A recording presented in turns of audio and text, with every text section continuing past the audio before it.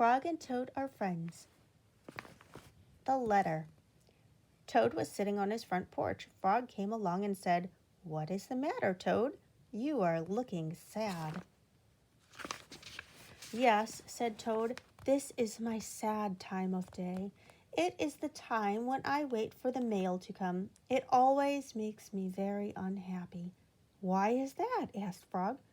"Because I never get any mail," said Toad. "Not ever?" asked Frog. "No, never," said Toad. "No one has ever sent me a letter. Every day my mailbox is empty. That is why waiting for the mail is a sad time for me." Frog and Toad sat on the porch, feeling sad together.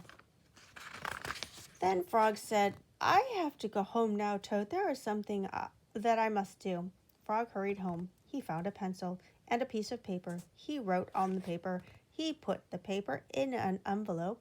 On the envelope he wrote, "A letter for Toad." Frog ran out of his house. He saw a snail that he knew. "Snail," said Frog, "please take this letter to Toad's house and put it in his mailbox." "Sure," said the snail, "right away."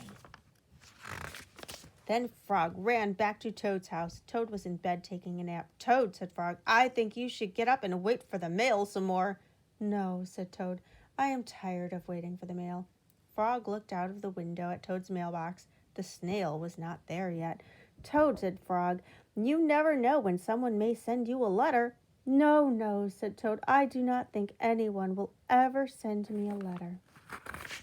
Frog looked out of the window. The snail was not there yet. "But Toad," said Frog, "someone may send you a letter today."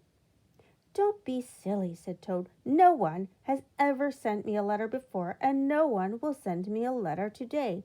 Frog looked out of the window. The snail was still not there. "Frog, why do you keep looking out of the window?" asked Toad. "Because now I am waiting for the mail," said Frog. "But there will not be any," said Toad. "Oh, yes, there will," said Frog, "because I have sent you a letter." "You have?" said Toad. "What did you write in the letter?" Frog said, "I wrote, 'Dear Toad, I am glad that you are my best friend. Your best friend, Frog.'" "Oh," said Toad, "that makes a very good letter." Then Frog and Toad went out onto the front porch to wait for the mail. They sat there, feeling happy together. Frog and Toad waited a long time. 4 days later, the snail got to Toad's house and gave him the letter from Frog, and Toad was very pleased to have it.